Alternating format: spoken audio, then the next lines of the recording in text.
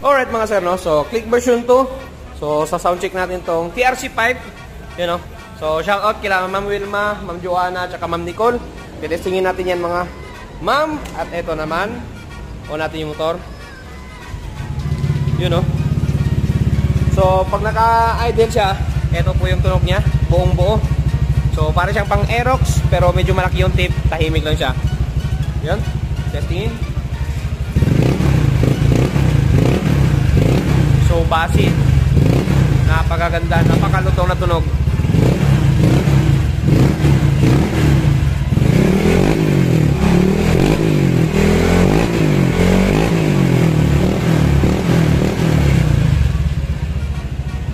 Yun, no?